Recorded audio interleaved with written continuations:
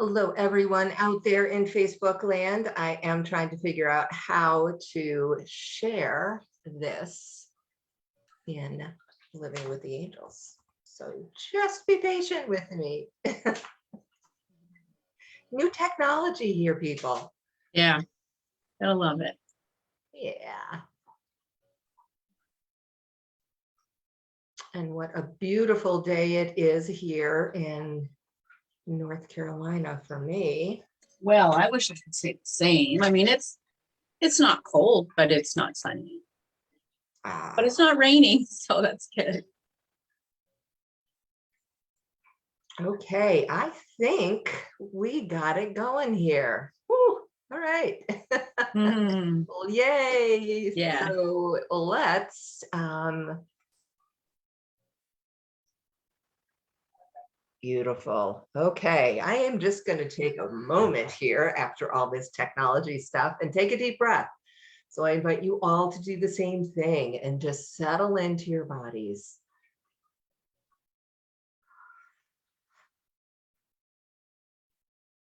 And thank you all for your patience as I figured out this new thing, a new trick. It's always awesome to do that. So welcome to Sunday Morning Grace. My name is Reverend Carolyn McGee. I am here with Reverend Don Simpson. And we are going to be talking about our newest tenet, our expansion on that, and very excited to share that with everyone. As always, start to settle into your chair. Feel how supported you are. Feel your chair or whatever you're sitting on supporting your body.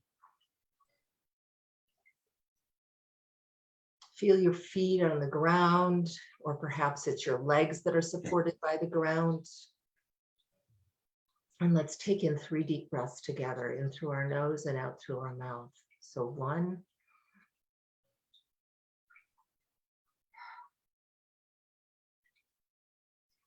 2,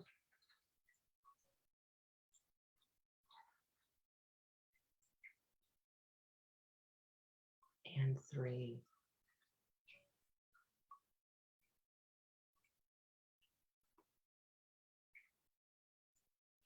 And from this energy, I invite you to open up your mind to this statement. I love all beings with an open heart and an open mind. I'm going to repeat it twice more. I love all beings with an open heart and an open mind. I love all beings with an open heart and an open mind. Just allow that to settle in your heart, because you remember your heart is the center of it all. It's your 4th chakra in the middle of the 7 embodied chakras. It's the center of the divine masculine and divine feminine. It is one of the 3 brains that we have: our mind, our heart, and our gut. And again, it is in the center. So just imagining and holding and allowing that loving statement. See how it moves things for you. Is there a little bit of resentment or judgment or anger stuck in your heart? We all have it. We're humans. Just allow that vision, those words, to loosen that up a little bit. And continue to breathe, and then see your heart as the epicenter and allow it to radiate out.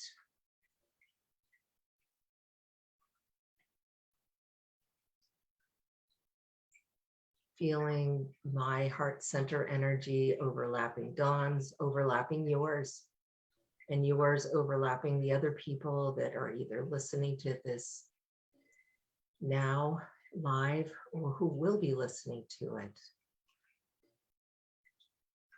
And just feel how all of our heartbeats start to synchronize.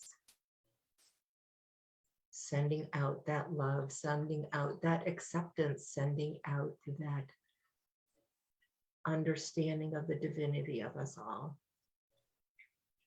our unique gifts to the world.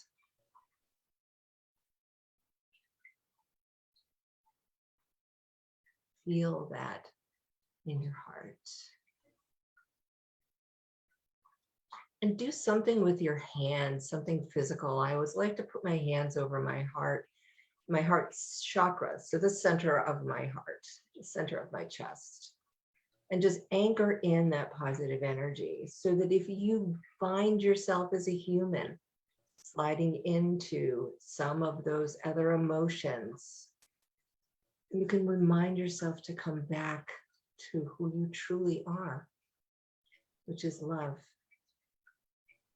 And love for ourselves is the most important, because as we're compassionate to ourselves, we can shift and be more compassionate to others.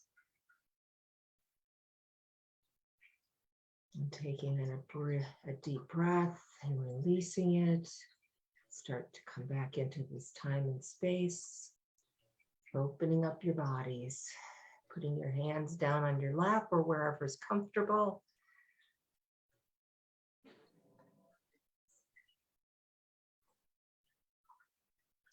And I just invite you to take a moment and think about what came in for you. What did you sense? What did you notice?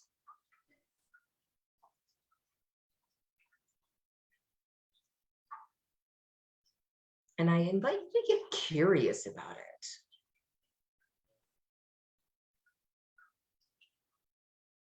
So Dawn, anything coming in for you? Well, that was wonderful and juicy and delicious as always, Carolyn. One of the things that you invited us to do was when we were focusing on our heart center and had our hands on our heart center is to imagine and visualize and feel anger being released from our hearts for whoever, whatever. And that felt really good. And I invite you all who are joining us here to also review that, what you went through. And if you just kind of breeze through it, I invite you to go back and take a moment and just take some deep breaths and put your hands on your heart with intention of releasing anger. Right now, I think in the world, we as humans have more anger in our hearts than most of us can say ever had. So this is, and I'm just highlighting this because I think right now it's really, really relevant to our times here, is to release any anger in your heart that comes to the surface, to be released, and see it released as light, not as anger, but as it's released, yes, as anger from your body, but as it leaves your body and goes up to be transformed back into light, back into positive. Yeah. So I invite each and every one of us to do that, and do that as often as you feel. So when you're feeling a little under the weather, I'll say, in your heart, go back to this beautiful exercise and release anything, any kind of anger. So thank you for that, Carolyn. You are welcome. That was wonderful. Thank you. I think it's powerful, and it's important for us to remember that we are spiritual beings having a physical existence, having a human existence. I think the self-judge, one of the things that, that I do a lot of is the voice dialogue work. And we have these components of our essence that or our personality that, we tend to want to get rid of versus help them to mature. And, and that's where we get ourselves into trouble. That voice of resentment, the voice of the judge, it's things that we learned at a very young age that came to support us, to help us. And by pushing them away or putting them down, we are not allowing them to support us because it's an aspect of who we are. And yes, our hearts can help us to overcome that resentment or overcome that judgment or the inner critic, that voice that's so mean to us. And I know from my experience and with clients, it's always that mirror, right? What we're seeing in somebody else is something that we don't like about ourselves. Believe it or not, right? Yeah. So learning how to have that love for ourselves will radiate out into love for other people at every level with our mind and with our hearts. Mm-hmm. Yep. I was in a group yesterday with Colette Barron-Reed and Denise Lynn, and they did past life regression and future life progression. And one of the things that Colette Barron-Reed said was that we learn our conditioning from the ages, if it was 0 to 6 or 2 to 6. So, from our parents, from our environment, from society, from whatever source we're receiving from. And that's where we're kind of begin our training, right? But my what I believe is that we're born, innocent. We're just open, right? We're born, our hearts are open, and we just love.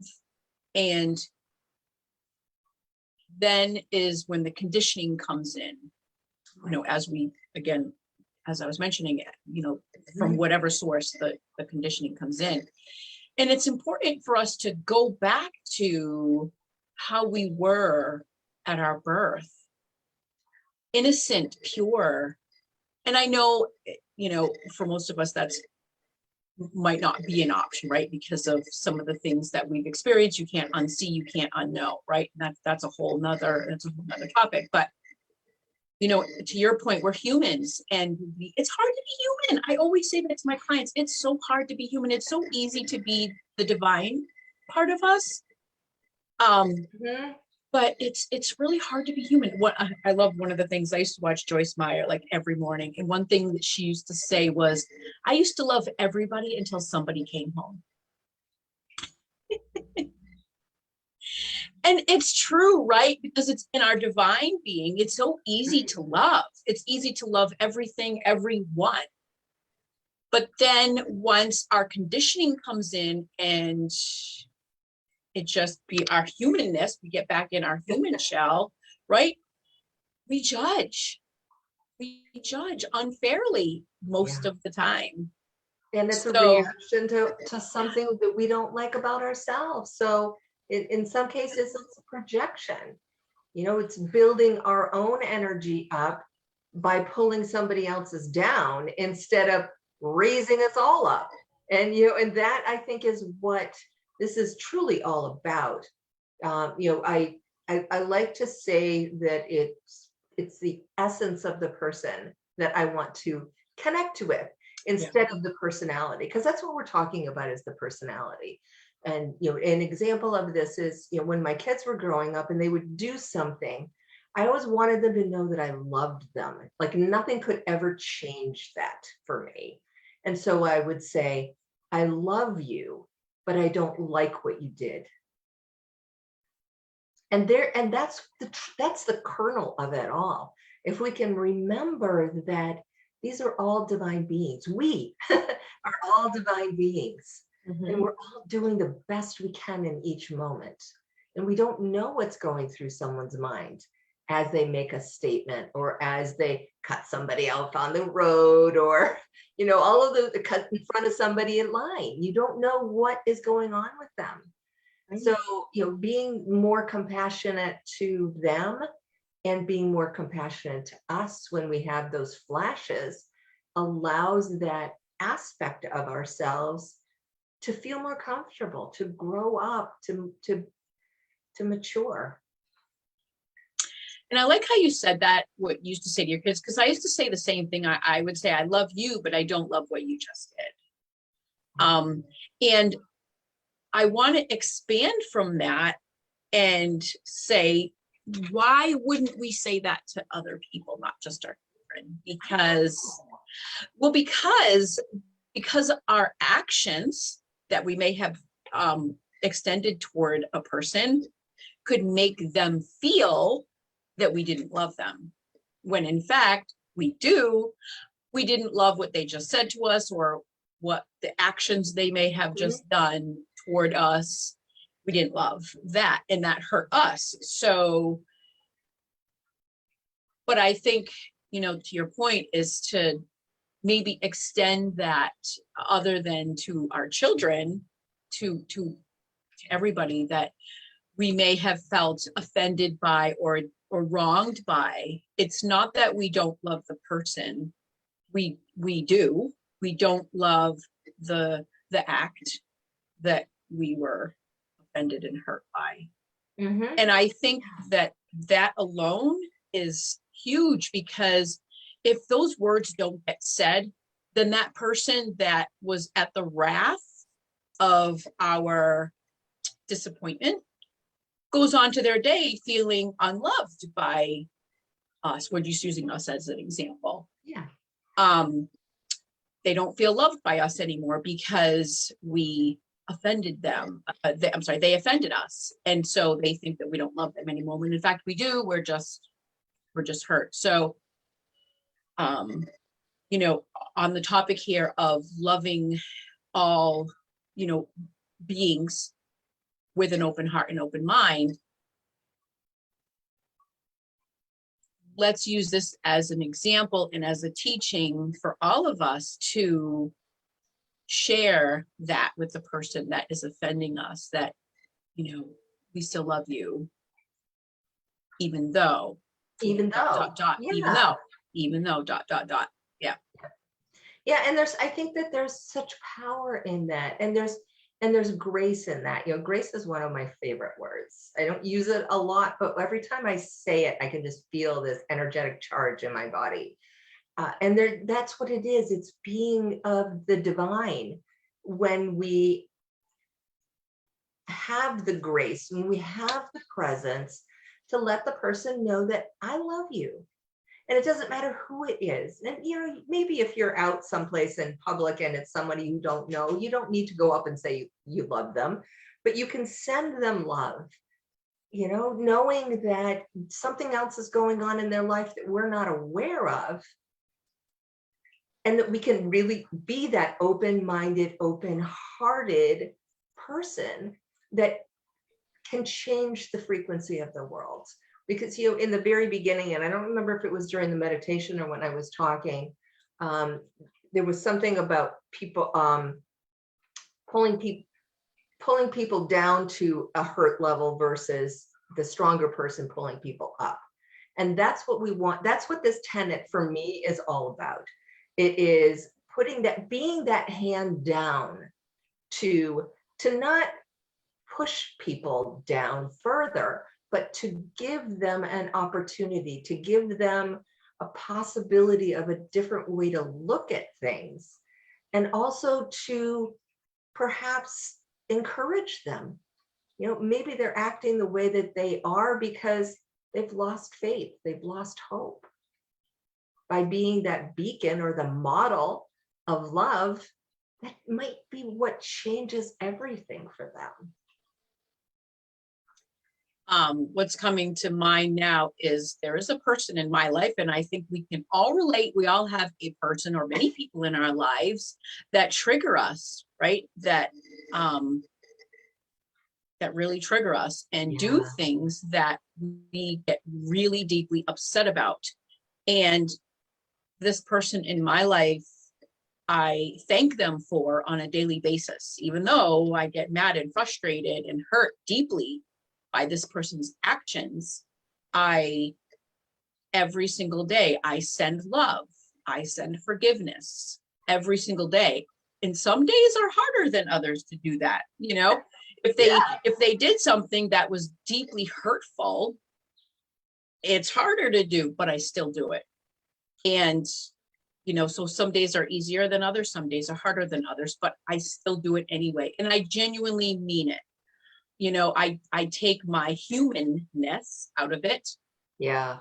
And I see the divineness in it. I see the other person as a divine being. I have to, because if I see it, you know, the other person as the human being and myself as the human, if I'm going human to human, that's where I struggle. But if I see the divine in this person, I come with my divineness and I ask for love, light, wisdom, you know, to come and shine down on that person to help them, you know, do better, be better, you know, and I also ask the same for myself and others, Right.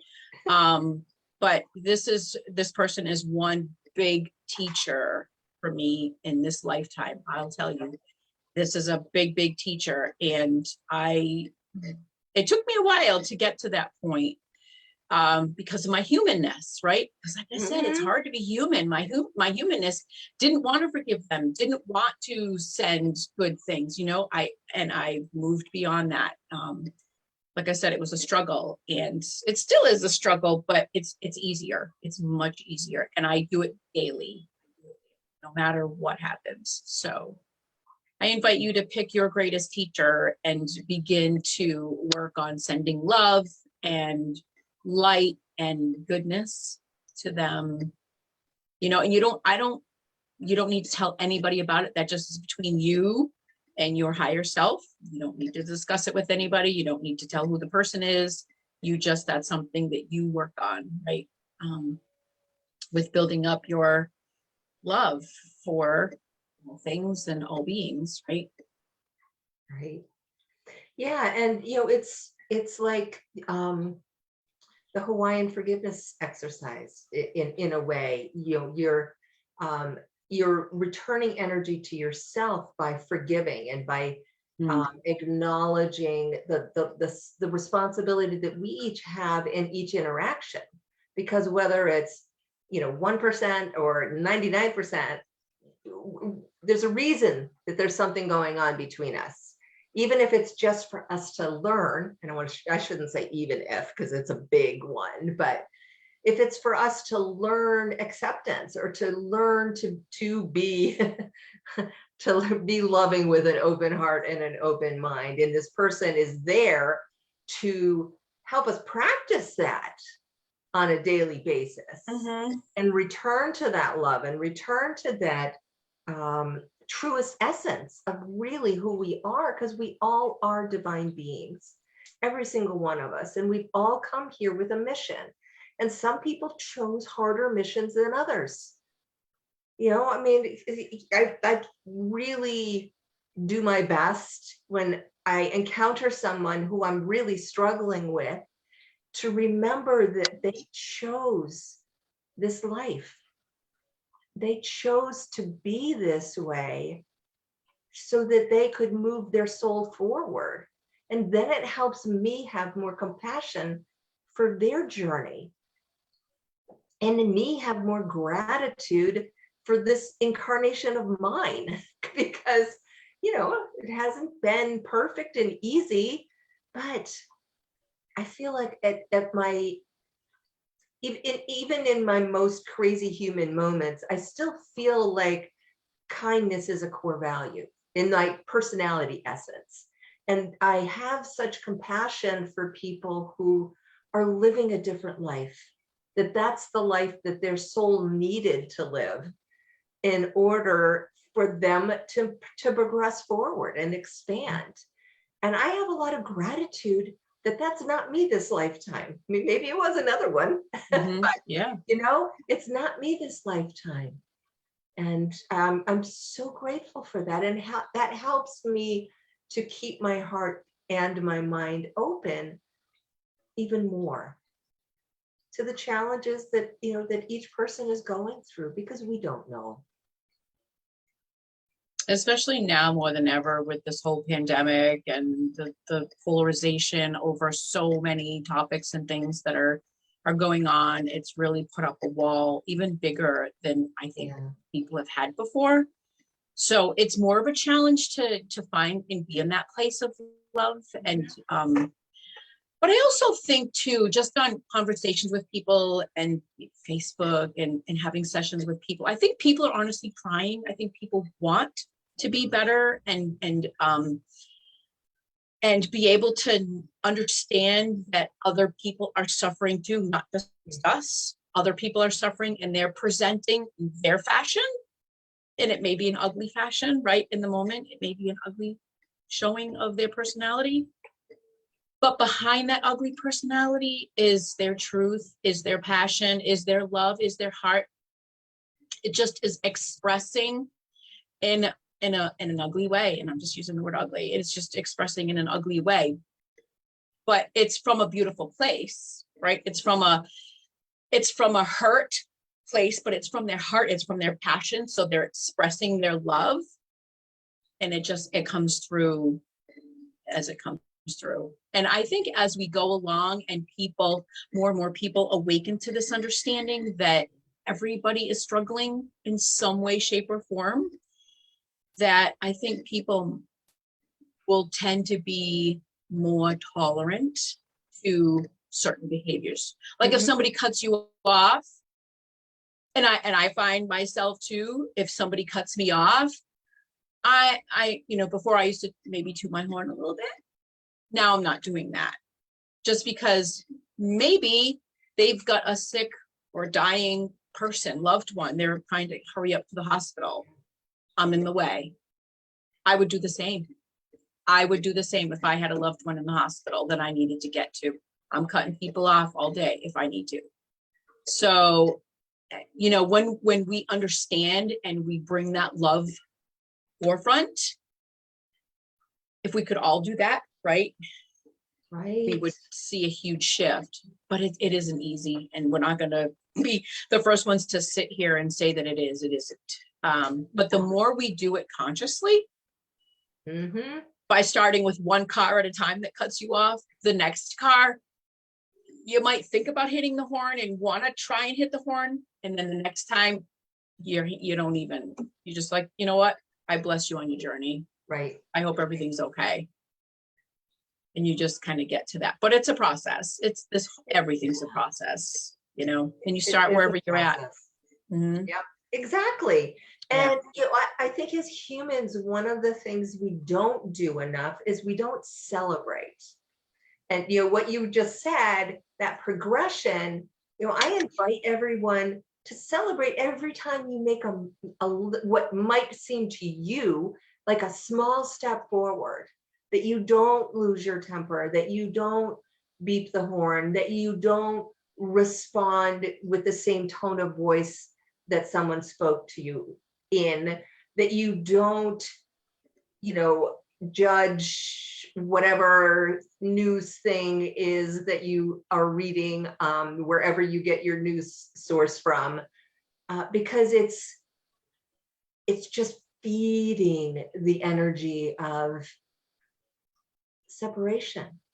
And that's what's causing the majority of the problems. Like you said, there's the political situations, there's war, there's religion, there's families. I mean, there's so many divisions of, we get into that righteousness, and righteousness closes down our minds and our hearts. Yeah. And so the invitation is really step into, I love all beings with an open heart and an open mind, and celebrate. Even if you go from this to this, that's a celebration. Yeah. And then, like you said, here to here, and then eventually truly being open Because when we're closed like this, we can't receive. How can you receive anything when you're like this? And so we're shutting down God's divinity, God's universal love.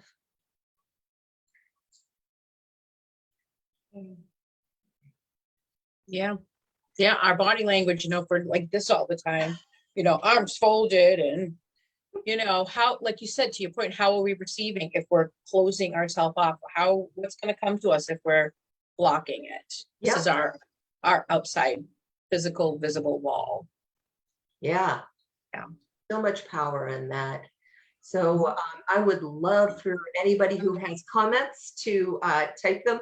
I will check everything. I'm not real good at multitasking and talking at the same time. So I promise though, if you put any comments in them, I will come back and check them and respond to you. And I know that Don will too. So it was so wonderful to be here with you all. And I am guided to just repeat one statement for you guys to kind of, I guess, summarize. Love the essence of the person, not the personality. Or look for the essence of the person and not the personality. And how about you? Let's make that our mantras. I think I'm actually going to write it on a sticky. I love sticky notes. So yeah, like today I choose to see the person, not their personality. That could be how we write the mantra out. That's a beautiful mantra for most of us right now. Yeah, absolutely. Thank you for that. You are welcome. You are welcome. All right. Would you like to start us on our tenets? Our third, it's 12 tenets with a bonus. Yes. That. I open my heart with deep gratitude and intend today to master my spiritual, mental, emotional, and physical energies. I am dedicated to my spiritual practice. I surrender to my soul's purpose through sacred prayer. I own my guidance. I live in partnership with my angels. I serve with a loving heart. I am compassionate in every moment. I trust it's all good. I allow immediate forgiveness. I honor my truth. I listen to the spiritual messages within my physical body. I express myself creatively. I love all beings with an open heart and an open. I am one with Mother Earth. And so it is. And so it is. So beautiful. And rich. Can't you just feel so loved and supported by that? It's beautiful. Right. Well, as I said, type in a comment if something came to you. Would love to hear from you and support you. And otherwise, bye-bye for now. Bye for now. Be well. Bye-bye for now.